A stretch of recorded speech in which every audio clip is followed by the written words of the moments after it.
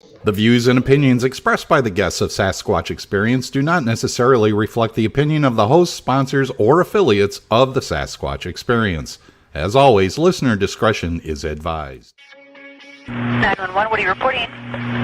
We got someone or something crawling around out here. Does a legend walk among us, lurking in the forests of our world? Did you see what it was?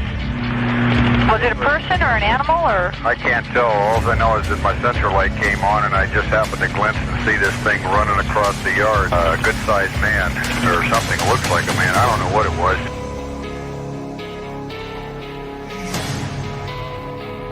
For over 15 years, we've talked with scientists, researchers, investigators, and witnesses, trying to gain insight and proof around the existence of this mysterious entity. Jesus Christ, you better... Sir? Gio! Hello? Get somebody out here. What's going on now, sir? That son of a bitch is about 6'9", I don't know. Do you see him now, sir? Yes, I'm looking right at him. Uh-oh. Okay, hang on. He's right... Is he in your yard, sir? Yeah, God, he's big. Okay, what's he doing in your yard? He's looking at me.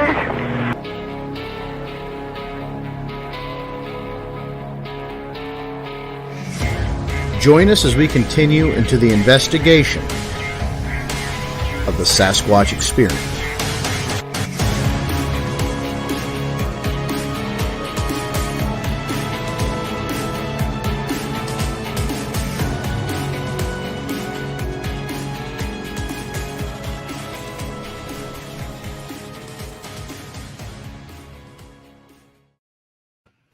And hello, everybody.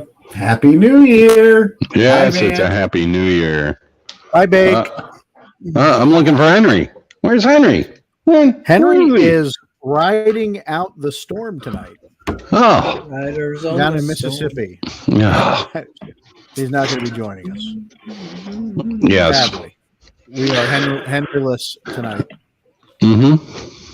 Well, Stay safe there, Henry. Is it a I windstorm? wish there was some way, with technology we could bring him in, like through hologram or video. It's called a plane ticket and fly him to Like Pennsylvania. Henry Pock.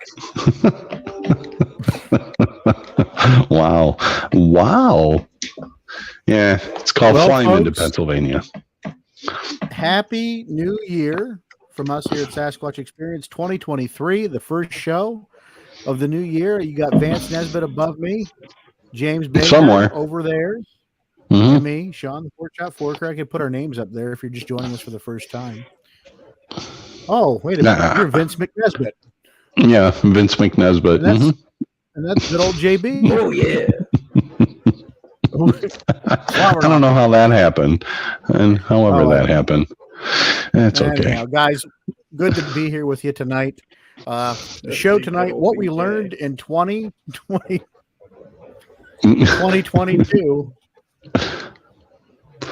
Yeah, and, all the things we've what learned. We learned is never to give Baker a hot mic before we're on the air, before we're, while we're on the air, or just ever. I think we're gonna have to mute him and give him speaking privileges when he's ready. Okay, hit one, and you can Just hand him a script. I don't leave the house much, okay? Now listen, that would require him to read and prepare, and we know that doesn't happen for the shows. Stop. Harsh. Anyhow, good evening, folks. Welcome back. What we learned in 2022. What's coming up? We have a couple guests we'll have on the next few shows, and then we'll go back to some topics, and then we'll go back to live interviews again, and then we're going to go back and forth on that because I think sometimes we do need a live interview, Vance. Makes things spicy, keeps it up to date, keeps it current, and I don't know. It's better than us talking to ourselves each and every week. It kind of gives us something different to do. Right. And we still have a scheduled interview that I will pre-record for a Sasquatch Experience show with Ron Anonymous. And he's just going to share a couple of his tidbits that he had as a child. And I know I mentioned that before, but we also scheduled that we would do that after the first of the year. So we have that to look forward to. Mr. Ron Anonymous, not to be confused with Bob Hieronymus. Exactly. This is true. Yeah, Ron that went through my head. Yeah, Yeah, Bob Hieronymus. it's all right. I kind of like that. Mhm. Ron Anonymous. Ron Anonymous. Yep. All right. Yep. Yeah. All right, guys, folks, you can support Sasquatch Experience for as little as, gentlemen, $2 a month. Starting this month, we'll be having our monthly confab where we all get together on a Sunday night and just banter back and forth for a while. All you supporters, you know, if they say you can't be an athlete, be an athletic supporter. So be our jockstraps and join us on that show one Sunday night a month. We're gonna have a good time there, folks, and bring the fan participation forward on this. You know, being that we just came off a holiday, you know, it just kind of struck me. If, well, let me put it to you this way. If athletes have athlete's foot, what do astronauts have? Mistletoe. Ha, never mind. I'm so sorry. Go with Astros. Wow. Yeah, you had to take it a little different direction, didn't you? Yeah. It's not the Anyhow. first time. Anyhow, folks. So, guys, a couple things that came across my desk. Freeman Bigfoot Files. My copy finally came in. I'm going to dive into this. There's a lot of books here at Sasquatch Experience headquarters I got to plow through. And also, I've been subscribing to the Bigfoot Times, bigfoottimes.net. If you haven't done so, it's a good little monthly newsletter that comes out from Daniel Perez. Kind of keeps you up to date on what's happening in the Bigfoot world. Any kind of, you know, big story he covers and sends it out. And I think it's like $18 a year. It's not very expensive. So, you know, if you can go ahead and contribute, keep Dan going. He's been doing it for a long time, longer than I've been in this field. So it's well worth it, folks. Go support Bigfoot Times. Mm-hmm. Little newsletter here. Yeah, well, hey, we don't get any kickback from it, but, you know, like I said, we like to support our friends. We like to support good research. You know, Daniel Perez, I don't think even knows who we are, but that's okay. We just, you know, we're keeping it real. Social media, Sasquatch Experience on Facebook and Instagram, Squatch EXP on Twitter. Connect with us socially. We like to interact with you folks and tell us what you want. Tell us what you want from us, and we'll be glad to deliver. And of course, if you've had an experience, report it. Sasquatch Experience, email info@sasquatchexperience.com. So, gentlemen, did you guys get anything Squatch related for Christmas? Anything Squatchy going on in your worlds? A really cool cup. Nice. An athletic cup? No, it was a whiskey. It was kind of like a little cup. I don't know exactly, like a glass cup. Forker may have one near him because same. Oh yeah. We got one from our bestie. Laurie got it for us. Yeah, I'm not drinking anything liquor related tonight. Just a beer. Nothing liquor related. I got and I got a new trail cam, which isn't directly Sasquatch related, but it does get me out to stores. I bought it. There you go. I kind of bought it with some Christmas money. Nice. No, but what it does is it helps us practice our skill and hone. Yes. It validates what we're seeing. Like all the prints and everything we're seeing, it validates what's out there. In terms of prints, I mean real animals, folks. It just keeps us in practice. Mm-hmm. Today Very was true. advanced. That.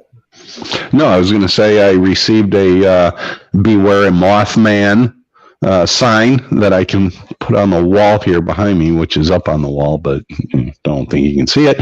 And tonight I received a tiny little Lego Yeti. Well, that was unexpected, but thank you to Johanna who sent me over a tiny Lego Yeti. We did get an email, guys, from a listener. From our listener, Todd. He goes, "Hey, Sean, I'm a 26,000-year-old star child. Not really, but at that moment, I wished I was further away. I was with you at the Forest County Bigfoot Festival. Sitting under the pavilion during the round table. He had the neck brace on. I remember Bigfoot Todd. And yes, when the woman hijacked the mic and proceeded to undermine any and all credibility of our research and experiences, he goes, that said, maybe I'm wrong. And she's right. Now, Todd's been running an active research area He calls it the it's a Bigfoot nest bed perch he discovered on a hunting lease that he had. Okay. He's been filming, well, I don't want to say filming, but he's been going to that land for years. And he's getting some interesting things. He's going to try to get us out there at some point in time so we can see what's going on. Is this in the state of Pennsylvania? No, it's in New York. It's right above us Right. in New York All right. State. Okay. But he's had some interesting things that he didn't give me permission to share on the show, so I'm not going to read it. Hmm. But I did want to point out that he was listening, and when we were talking about the 26,000-year-old star woman, that's how you know we have real listeners, right? Yeah, very true. Yeah, this is true.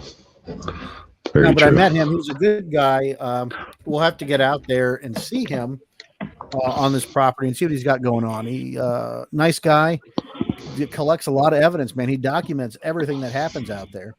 Mm-hmm. And I don't know if you guys caught any of the interview I did with Bill Rigby on Friday night, but one of the things we've been talking about, and I guess we can segue right in here to the show, is what we learned in 2022 is, I learned to be a little bit more diplomatic when someone's presenting me with a story or a sighting, or as opposed to being just so downright skeptical.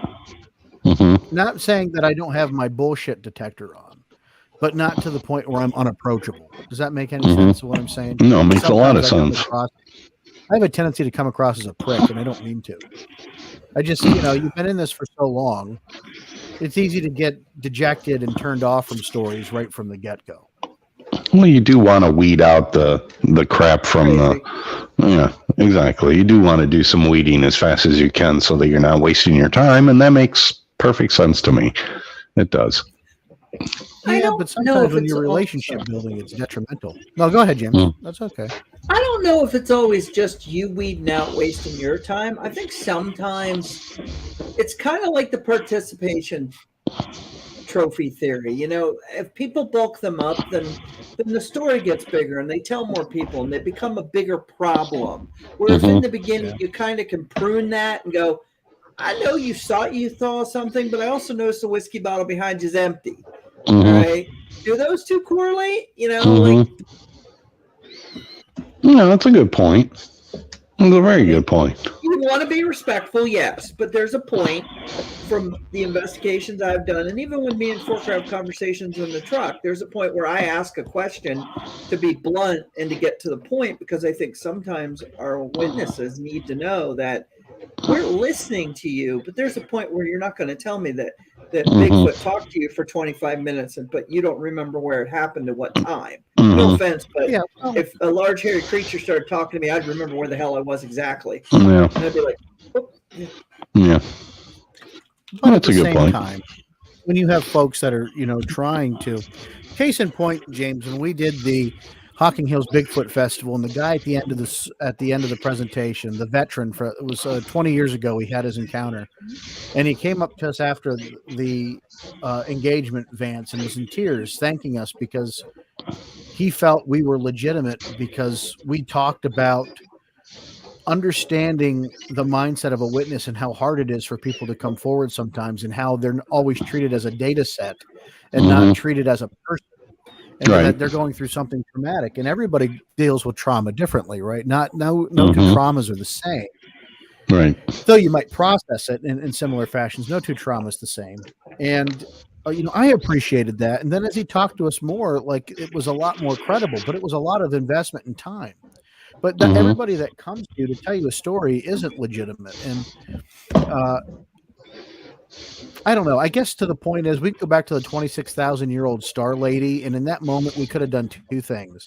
I could have bitch slapped her with reality and tore her apart and looked like an asshole for being a 30-year-old guy tearing up a 70-year-old woman for being a liar and a charlatan. Or I could have did exactly what I did and just let her go. But at the same time, I kind of felt like it just sucked the air out of everything we had built up for the first 3 hours. It's a catch-22. What the hell do you do? So I'm trying to be a little bit more diplomatic and a little bit more conscious of how I'm going to come across. But at the same time, you put yourself in those catch-22s because of scenarios like that. Right. And I guess, going back to the title of what have we learned in 2022, it is, how do you deal with situations like that? What have we learned on how to deal with a situation like that? to move along a little bit faster so we're not wasting our time. And I haven't come across that so much in my research and my interviews that I've done. I've had a couple of people that I could tell were just straight up just making up a story. And so I just laughed along with them, and I'm like, wow, that's a great story. And I play along with them, and then they realized, okay, I'm picking up on, their BS. And okay, so we played it off on one another, and then we just walked away, but nothing will ever come of it because it was clearly just BS. How many of these stories that are being reported through different sites, whether it's through Sasquatch Experience or the BFRO, how much of it is really just designated, I just want to have my story posted somewhere and see how many suckers are actually going to read my story. Well, find a different venue, find a different genre, find something different to do that with. Well, and I guess to the other point, Bill and I were talking about Friday, and I'll let you jump back in there, Dave, is the expense. Like, this isn't funded by National Geographic or the, United States Government Department of Sasquatch Studies. It's funded out of the In Our Pocket Fund. And every time we have to take money out of our pocket to go chase down a bad report or a hoax, it just diminishes the resource we have to go work on a legitimate case. And that's the travesty of it. It's not like, there's not money to play with, in some instances, but not everybody's got our resources, and not everybody is, has the financial means to keep chasing down these leads. Like Bake and I have talked about that many times. We're fortunate we're able to go do some of these things and go visit some of these places and talk to some of these people. But, if you were a real seasoned investigator and didn't have those means, it's a lot harder, and it does put a hurting on the pocketbook. And it's just not fair in that respect. People don't understand that, it does cost money to get places. Yeah, I don't know if they really care about the understanding part of it, because a lot of people will do things without any consideration as to what the cost is to somebody else. That's just the nature of humanity in a bad mind. I also think, though, and we've brought this up multiple times, is we make it easier for them to do these things because we put enough information out there that they can put a theory together. It's like, you pick any major conspiracy theory. There's a core of information that everybody can find is true, but then what they do is they expand onto what they want you to hear. So you'll buy their $5 picture of their dog with a little fuzzy name on the head, or whatever it is, but we've talked about that many times, James, and you have a great point there. It's that we make it easy as content makers and researchers by putting it all out there. We make it easier to hoax more than ever at this point. We give the ultimate guide. If people paid attention and really wanted to know, the only thing that we have about us is a good sense of bullshit detection. Right. And even that, I would say I'm a pretty good bullshit detector, but there's probably somebody that could pull the wool over my eyes. There's always somebody out there. And Bakes. Oh, sure. Absolutely. Right. It's called acting. And I don't think money is as much of a problem, because I think that it's also you're ruining your reputation, because I can think of a guy that had all kinds of money and backed the wrong players because he thought there's more money in it. I'm sure Forker could name a few of them, that had the money to name names and get every good guy there in 5 minutes.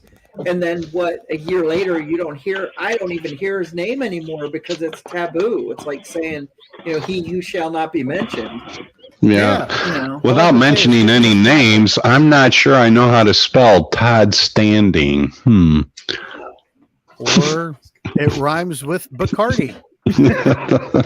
Right. It might be drinking it. Yeah. No. And it's happening. But you know what, though? At least with someone like in that situation, they're spending mostly their own money, on all that bullshit. They really are wasting their own funds on it. So it is what it is. Yeah, well, let them. So you want to know what I've learned in 2022? I do. What did you learn, Vance? I learned that there is still a plethora of documentaries being made. There's still a plethora of books being written, and there's still a plethora in the culture of popularity with Bigfoot. It hasn't worn out. 2022, and it still is at the surface, just like it was in years past since '67 when the PG film came out, and it's actually even blossomed more. So it is definitely part of the cultural icon, and it's not diminishing. And I've really learned that, and I've observed it, and I'm seeing more and more of it popping up all around me, here, there, and everywhere. That I see cars driving, in Illinois here, in the Chicago area, with a Bigfoot bumper sticker on it. I'm like, oh, that's kind of cool. I see that quite a bit around here. So the cultural icon is still growing, and that could be a very good thing. But that's what I've learned. People are still making a lot of, pocket change off their documentaries and their books, and it's still a popular topic to talk about, and that's kind of cool. There is, and I'm seeing them every day. Something new popping up, whether it's a new book or a new documentary or horror movie or something cryptid Bigfoot related. It's still got legs. Right. Still has legs. It's even entering the adult industry now. Yeah, it did a while ago, but it did a while ago. What's that, James? There's a movie What'd you called say? Sweet Polly Prudence Meets Bigfoot. Oh, goodness gracious! Yeah, how many times did you watch it? Well, I mean, let me count it on this hand. Stop it. It was on, to give you a reference, it was on Joe Bob Briggs. Okay, Friday night when I watched it the first time. Joe Bob Briggs. I love Joe Bob. I was going to ask Baker what he learned this year, but I don't know if it's if I have the appropriate rating for tonight's show. Well, I don't know. I learned a lot about generally my surroundings and nature. We were talking about that earlier today. Like, I went down to my land and I was like, those aren't my boot prints. I figured those out. I could figure out where a deer started and a deer ended in the land by the snowscape. I could tell that, like, over the year I've learned where, like I could tell where the deer are specifically by, I find mines of poop here and there, and then you might see a track, but you can face which way they're going. I never had a lot of those skills before, I noticed somebody was on my property without actually seeing a truck, without seeing whatever. We have somebody that was poaching, was using a deer stand. We made his life harder. Put a bunch of posted signs up, but me and him both knew there was something weird, even though he hadn't been up there in like 6 weeks and I was there last week. But you could just tell by the way things were. They're like, wait a minute, why is this tampered with? These aren't my, because I wear the same boots every time I go up there because they're comfortable, and two, they're work boots. And Forker, I was like, I said, Forker's feet are way smaller than this. And I said, secondly, those aren't the kind of shoes he ever wears, and we Scooby-Dooed that crap. But I didn't have those skills a year ago. I couldn't have told you that was a raccoon paw compared to like a small cat, but now I can kind of get a differential. And now we have their tree stand too. So if anybody wants a tree stand, let us know. Ooh, nice. Well, that's what happens. You poach on the land. Get off my lawn. Hey, and didn't have permission. Didn't have permission to be there. No, I agree. Especially when I've been baiting the deer, not intentionally because I want to see more of them. And I was talking to my friend that if somebody shoots deer on your land, even though you didn't bait the deer for somebody to hunt, even though they're illegally hunting, you're still responsible for baiting the deer. Right. I'm like, that's BS right there. Yeah. I said, how is that fair to me? Yeah. Well, you're trying to keep them on camera is what you're trying to do. Yeah. I mean, we have a number of game cams up there now, so we could see all the different wildlife, because we had a bear up there and we only got him on camera one time. I don't know what. We've not seen any activity of him since, but he's a big fella. We've only seen him once. So wondering why he hasn't been back. Yeah. No, Sasquatch scared it off, probably. Yeah, that's That or the ghosts of the Native Americans. You haven't seen any deer tracks, as you followed, and then they just disappeared, did you, Bay? Well, I did, but now they made sense. Like I would have one on the hill, and then when I noticed the terrain changed from like a snow to a grassy area that was a little like that makes sense. Wet, right. I wouldn't have known that a year ago. Right. How it. Well, that makes sense. Didn't vanish. Yeah, no, that makes sense. Carried off or taken up into a flying saucer is what he said. Dumb deer and they're blowing up. Well, guys, it's time for the news. We come back. We'll talk a little bit more about what we learned in 2022. Folks, stick around. Sasquatch Experience fans, Nesbitt, James Baker, Sean Forker. Catch you in 6 minutes. News team, assemble!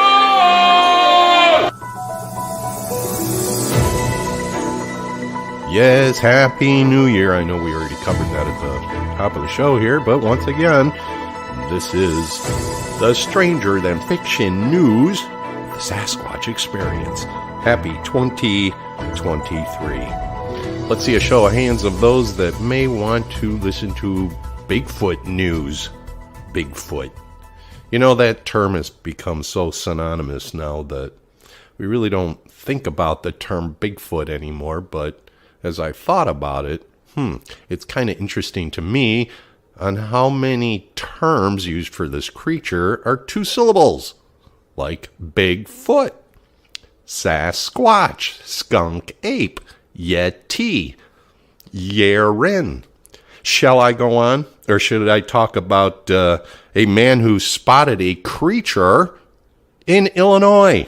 The creature, he says, that he spotted was outside a small town of Chandlerville, Illinois, which is northwest of Springfield. It was athletic, fast, and massive, covering a 2-lane road in 2 quick strides. We've heard that before. It had incredibly long limbs and was covered in shiny black hair. The man said it was gone almost before he could register what was happening. It jumped into the darkness, and I was kind of freaked out. This is according to a 59-year-old engineer who lives near Peoria, Illinois. I said to myself out loud, Bigfoot? I'm not really sure what else it could have been running across the road in Illinois. When we come back from our break, we're going to get the BFRO's take on this, and you can take a guess at how many reports have come out of Illinois. You're listening to the Sasquatch Experience.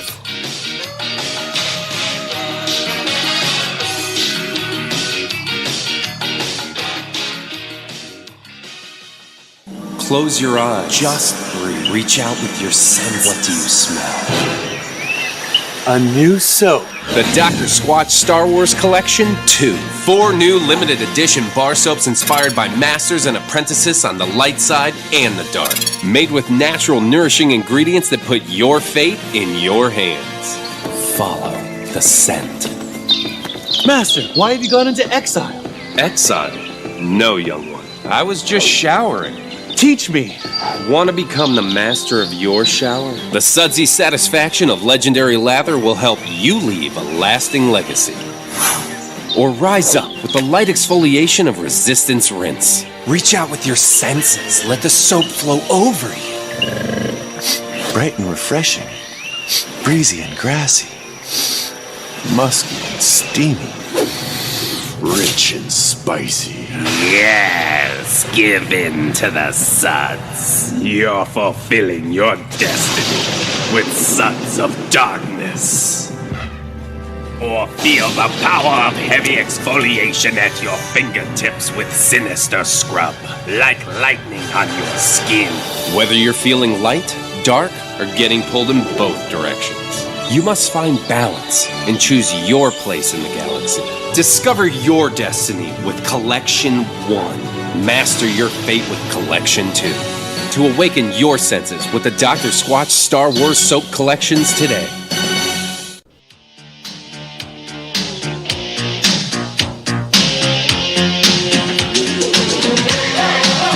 So, as we were talking about before the break there, what the BFRO's take is on this, and I found a number rather staggering. And first, before I go any further, I just want to apologize for all of you that want to blow your nose to make me sound better. It's a cold that I'm trying to get over, so that's why the nasally sound. I apologize. Illinois, which according to the BFRO, has had more than, get this, 300 reported sightings, and has also been known to play the publicity game. Doug and Carrie DeVoe, owners of the Shawnee Forest Cabins, mounted a 7-foot-tall concrete statue known as Sassy.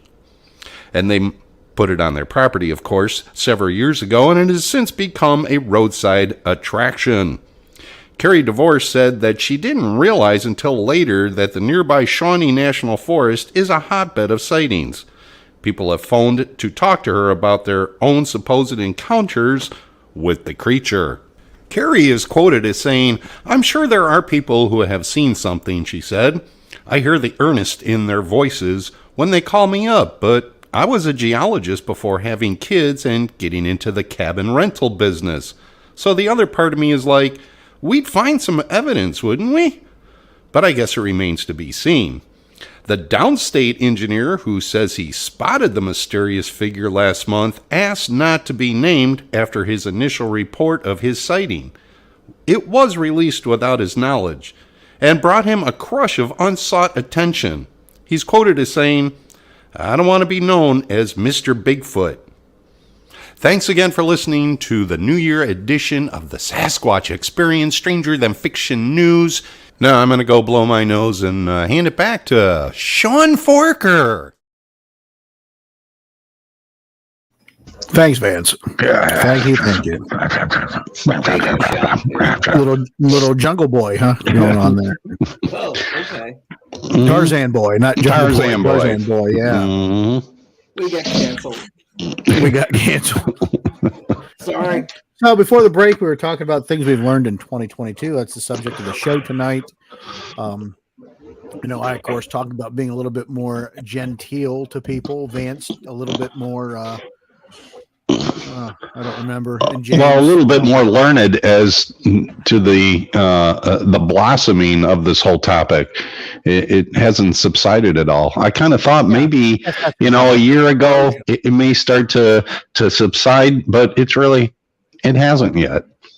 And I think that's kind of a cool thing. Bakes learned more about animals and how to, pay attention in the natural environment. So some good things. I guess some other things we could talk about are, what's on for the, actual research of this year. I want to focus on some key areas of Pennsylvania. Mm-hmm. I'm going to focus on the northwest part of the state, the Allegheny National Forest, Clearfield County.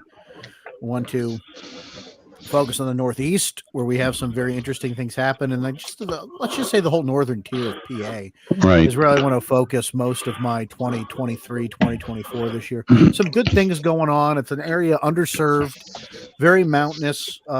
We just got to pay more attention to what's going on to our own backyard. And I got some incredible researchers I'm working with out this way, and also getting involved in some cold cases as well with a friend of mine, Gwen Purcell, who was From Behind Tall Trees Ladies Night. Her and Carrie.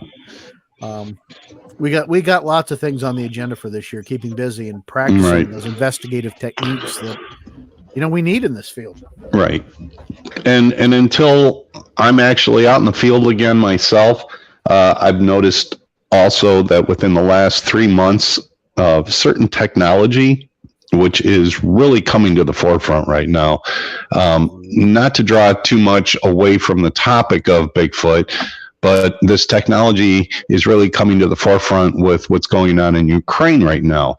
And one of those subjects is pretty quiet drone capability that's really small. And I've thought to myself, a number of times when there's been, researchers in the field or just people in the field, if they had equipment like that, and you're hearing a scream coming from the northwest, if you could get a drone launched within a matter of minutes and take a look down and see maybe where that source of that screaming is coming from, would probably be a big benefactor. And I know that's a tall order to ask, but the technology is coming around where we can get eyes on the scene a lot faster now than we could 2-3 years ago. No, I agree with that. I think the only problem is the noise that's made by some of these drones. It's well, that's why I'm saying these new ones, they're much smaller. They have high definition, but they're not very loud at all because they're looking to draw away from the noise factor from people recognizing that there's a drone watching them in some military movement. So they have become a little bit more quieter, I should say, a little bit more designed with electrical power, clearly. But, give that technology a little bit more time. But still, if you can get something up in the air to look down, I don't know how fast something could evade the area that might be creating a scream or tree knocks, whatever the case may be, including infrared. Project. Oh, that was a while ago. Yeah, the dual airship, gyro stabilized. Whatever happened to it? Did it ever happen? You know what? That's a good question. I have not heard anything as a follow-up. I'm not sure it's technology. I think it's funding, because I think that they have drones now that could be so silent, and they have cameras that you could fly a plane. You could fly a plane over near the stratosphere and pinpoint a video at ground level. The problem is that no one that's doing this research can justify that kind of affordability. Well, some of the stuff is actually becoming more affordable for under $200, and that's what I find pretty cool. Yeah, right. For under $200, and you can have infrared capabilities, night vision capabilities, low sound emission qualities. Who's to say, if this technology keeps going forth, I know we've had conversations in the past, Sean, where we think that maybe technology was our enemy against discovering something like this, because we go back to old school with, a battery operated film camera using film, not digital. And look what happened in 1967. So who's to say? Yeah, it was a lot more mechanical, right? It was more of a clicking and a... Right. The Sierra sounds captured off of, a battery-operated cassette recorder, right? So who's to say? I think that doesn't have something to do with it. I really think it does. And, I'm trying to do some quick, web searching at the Falcon Project. Never happened. There was an Indiegogo that wanted to raise $200,000 and it raised $10. Right. So I don't know if it ever literally got off the ground. But also I saw something like an infrasound recorder, and now I'm all looking into that real quick. Right. Because now that could be something to that could be something to think about right there. Well, sure it is. And when you bring up the infrasound thing, I know I sent you a secondary subject matter for tonight's show on containing such a creature. And let's just say we know what we know. And if it's an actual thing, and this creature could emit infrasound, this creature can create ear-bursting screams, how would you contain a creature like that? I don't know, but real quick, Vance, do you think a decibel meter would be something that would be helpful in terms of getting a hit on infrasound? Well, then you would have to have distance, and you would have to know exact distance from where the sound was being created in order to have a decimal meter be accurate. Yeah, but if you just had one in your hand and you were walking and you all of a sudden you felt weird, could you measure it with a... Oh, that's a good question. Yeah, I don't know. Because they're not incredibly expensive. That's why I'm wondering. Yeah, no, I don't know. That's a good question. I would have to research that a little bit more to see if it picks up on those frequencies. Interesting. Very interesting. It is interesting. Now, this one is US. I don't know. I think that's something. Detects infrasound in the 0.05 hertz to 20 hertz band, inaudible to the human ear. Applications include monitoring wind turbines, machinery noise, building noise, elephants and other large animals, meteors, avalanches, volcanoes, earthquakes, cryptozoology studies of Bigfoot and Sasquatch, and paranormal investigations. Well, there you go. I mean, you had me when you said elephants, because I know that they have a very low frequency. I'm not going to say it's an infrasound, but they definitely show a lot of communication with each other with very low frequencies. So that's interesting. Just something I thought of as we're sitting here talking. Right. That's worth pursuing. Right. Remember, and it doesn't go off subject a whole lot, but remember, 5 years ago, there was the whole talk about, well, if you want to keep a Sasquatch off your property in the remote areas and keep it from coming up to your house, just install, infrared cameras around, and because they're sensitive to infrared.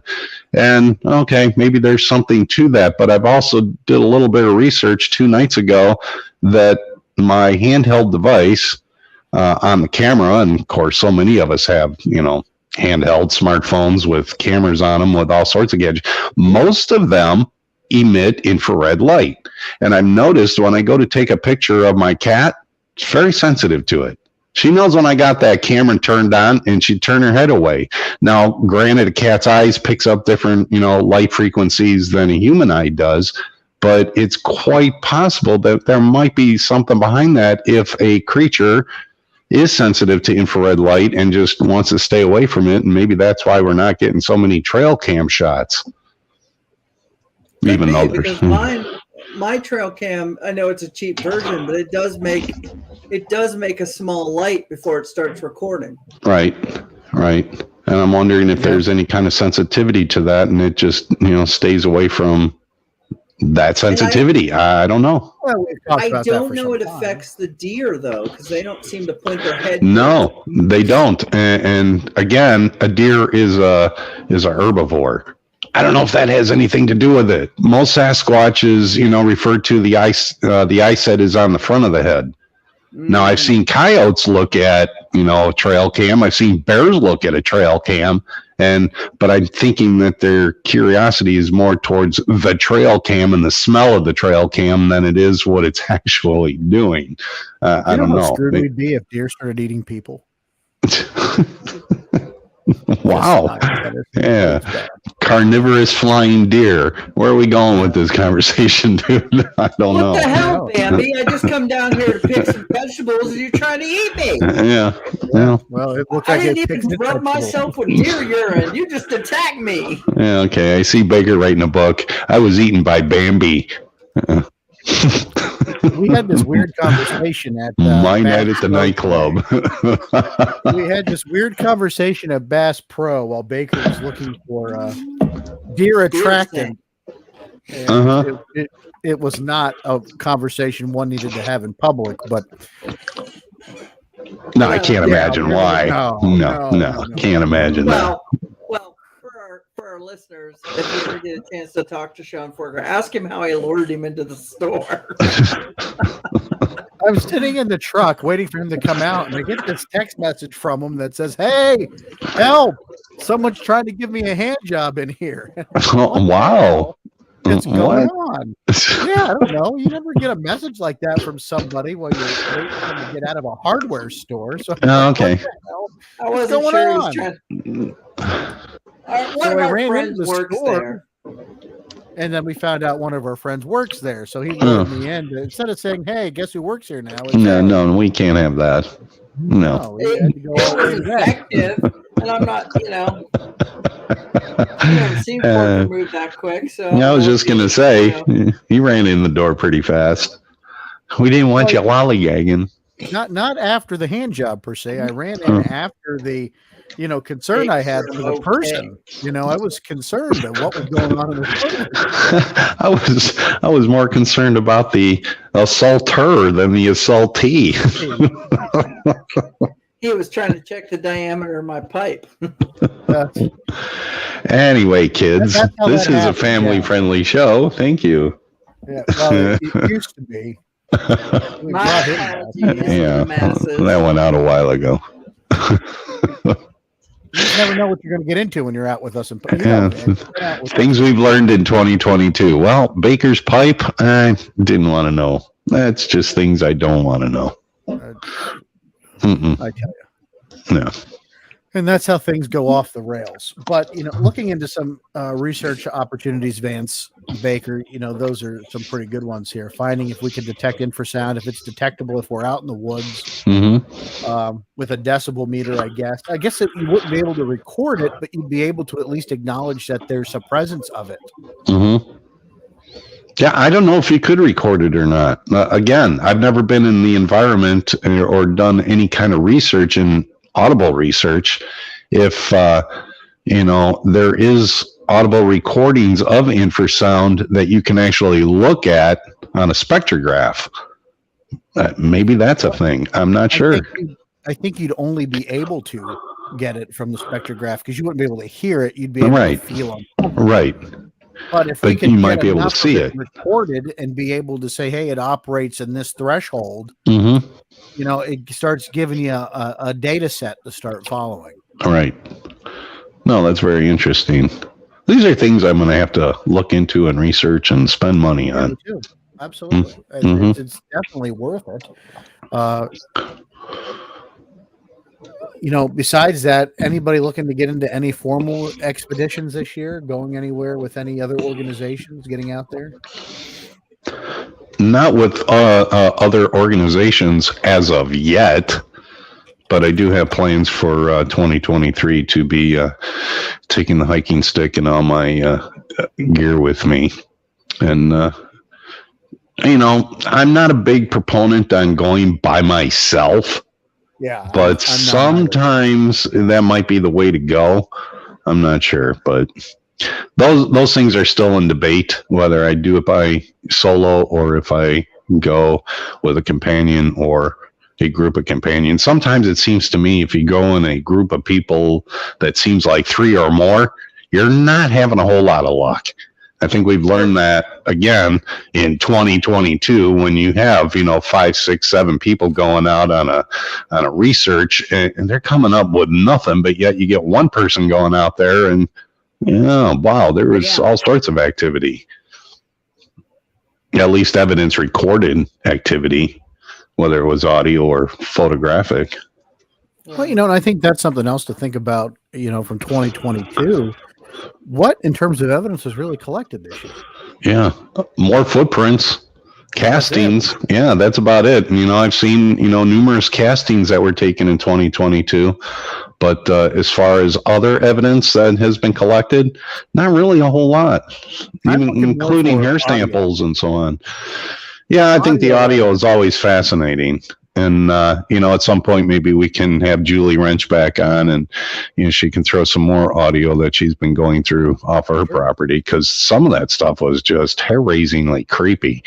If you haven't listened to that part of the Sasquatch Experience, you can go back and listen to part 1 and part 2 of the Julie Wrench and, the Uwharrie National Forest. Cause some of the audio in there is just downright creepy. No, and as well as I do, when I listened to that, I got it unfettered before anybody gave me any kind of suggestions as to what it was saying. And I was listening to the one, and I said, "Vance, is this thing calling her name?" Yeah. Yep. And that stuck with me for a while. That was incredibly creepy. Yeah. No, there was definitely name calling, and her significant other's name is Jeff, and we heard the name Jeff being called out all while the bonfire was going out on the property which borders up against the Uwharrie National Forest. So there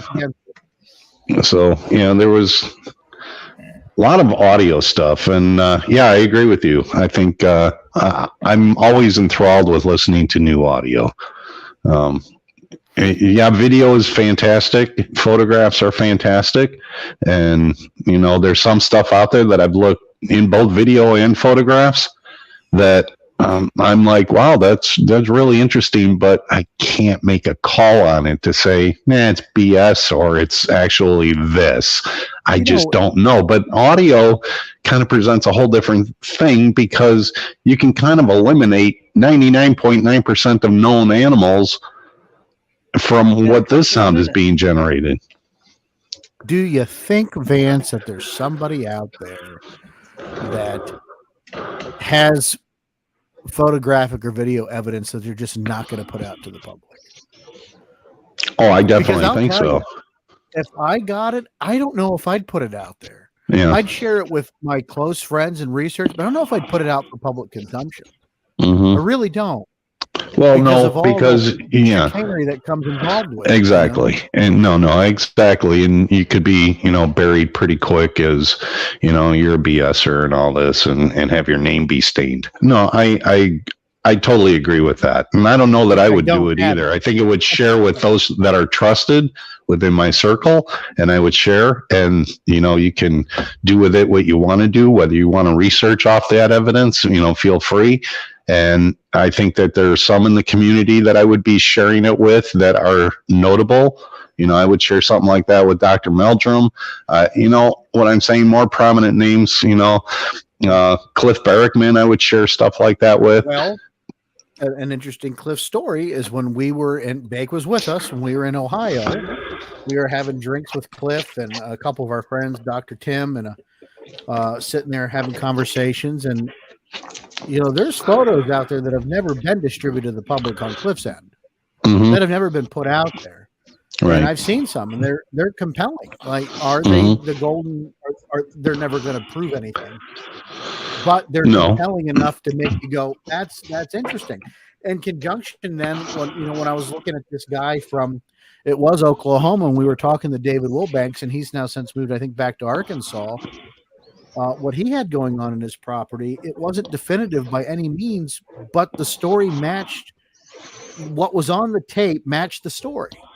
And that in itself, though not definitive, is compelling. Sure it is. Build that case a little bit. Like, you can see shadow moving. What the shadow? It could be anything, right? But it was definitely, it fit the narrative he was telling, and I didn't get bullshit flags from that guy. I don't know why. I never met him, never interviewed him, and I think I missed an opportunity, but it stuck with me. And just like some of these things that Cliff has shown me, he asked, he showed me them in confidence. I said I'd never take a picture of them or anything else. Like, I just looked at them, and compelling stuff. Makes me think that there's other stuff out there that's probably better that somebody's not put out. In my book that I'm writing, you guys will get it right away. And I think chapter 2, I talk about a case I got from a lady over in, I think, Nesbitt, who had a picture of something, and she never gave it to anybody. There's a farmer out in Millville that had pictures on a game cam, and we went to investigate it. Could never track him down. He could be dead. So those photos could be somewhere, and we'll never see him. Or some relative will find him one day. Go, oh, what's this shit? And toss him. Yeah. Or go back to that. Haven't been developed. Right. Or there you go back to that unique circumstance where it's put out on a folding table in someone's driveway at a garage sale, and somebody else picks it up going, wow, what's this stuff? Well, used. Like John Johnson and the potential exactly. Ever in that A&E exactly. Right. That's why I brought it up. Who's to say? You look at some of the greatest shows that, like, when TV started, when they used to record the shows, well, the studios ran out of money. So a lot of times to record the new shows, they deleted the old shows because they didn't see any value in it. Now people would kill for those. No, right. Yeah, there's like 20 years of like,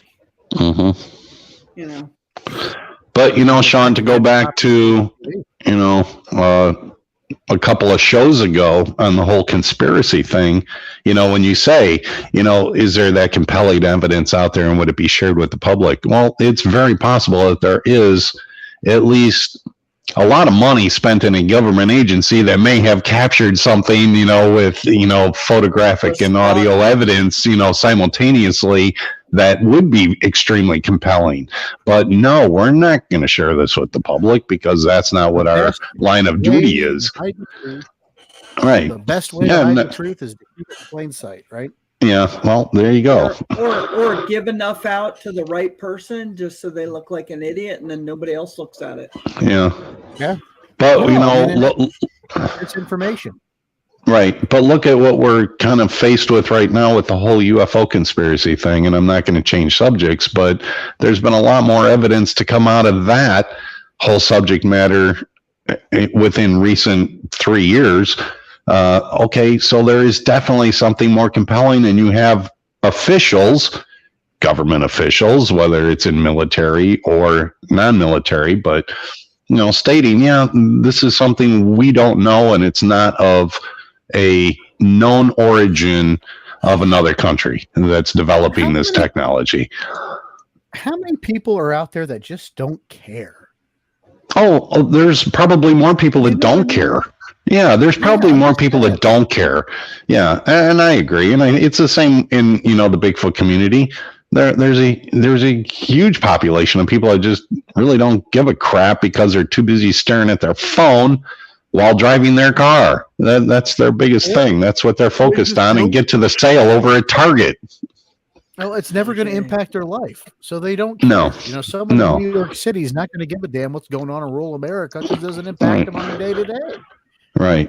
And, UFO may be a little different. That might have higher implications than just some big hairy hominin running around the forest in North America and around the globe. But, to the point, is it really going to be enough to, because we talked about it, would it really be, just playing devil's advocate, would it be that earth-shattering at this point? Or would it just be one more thing?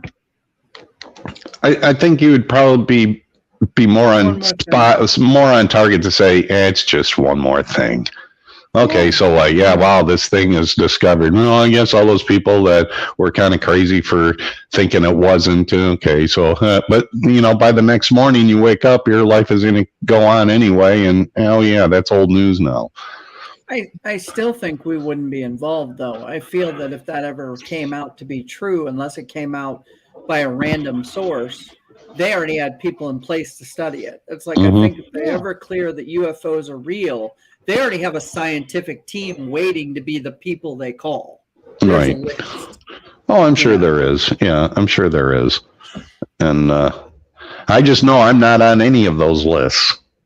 Do I want to be? Yeah, right. Yeah. Well, I'm on somebody's list, but not that list. No.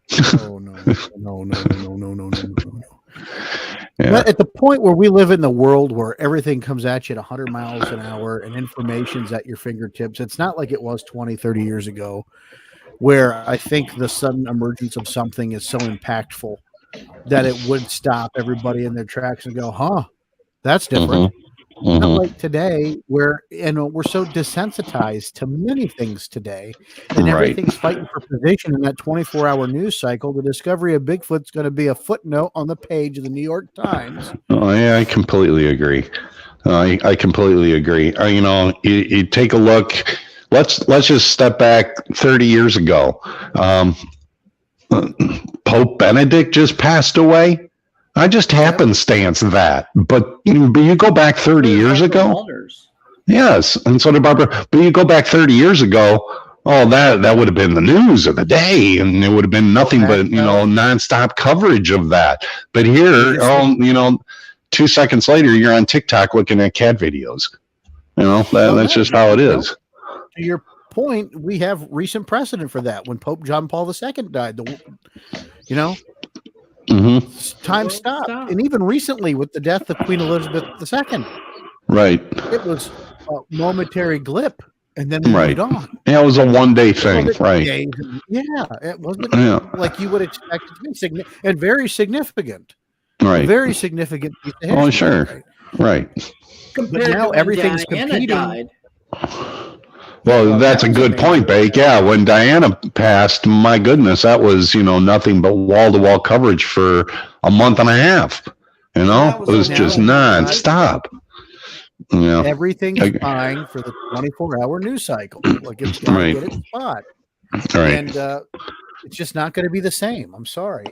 I think the shock of it is the whole point is.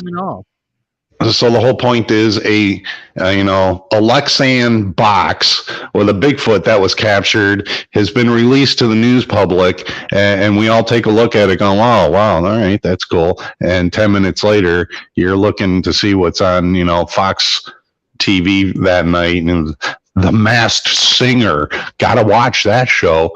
It's just kind of in one ear and out the other, it seems like. I think the best piece of material written on the definitive proof Bigfoot exists is The Discovery of Sasquatch by John Bindernagel. If folks haven't read it, I think they need to. a good tome on, I think he makes a great case scientifically for its existence. And then you go and, what's next after that? Like, that's it. And when he wrote that book years ago, there was plenty of time for people to talk about it when he was alive, plenty of people for the news organizations. Nobody cared. Right. Because it's still relegated in that world of fantasy and folklore. And when it happens, it's going to happen. And it's, we're the only ones that are going to give a damn. This community is the only one's going to give a damn. Right. That's how it is. Are we going to give a damn because it's a legitimate scientific marvel, or are we going to give a damn because it's an I told you so moment? Yeah. Well, I guess we'll see when that rolls around, won't we? Yeah, about it. Told you so. Told you. Well, speaking of I told you so, guys, we're out of time tonight. 10 o'clock. Oh, that went really? quick. Yeah, it did. Folks, thanks for tuning in and listening. Henry not with us because of storms rolling through Mississippi. We hope he's all right. Vance, James, thank you guys very much for joining in with me this evening. A quick conversation. And when we come back, folks, the next show, we will have our guest Bill Rigby on from Agents of the Unexplained and the Pennsylvania Bigfoot Project. So, folks, until next time, as Henry would say, you all be good or be good at it. You've been watching the Sasquatch Experience. See you next time. Bye.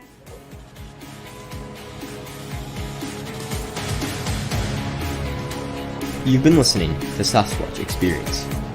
Please rate and review wherever this podcast is consumed. To share your experience, visit us on Facebook or email us, squatchexperience@gmail.com. Keep on squatching.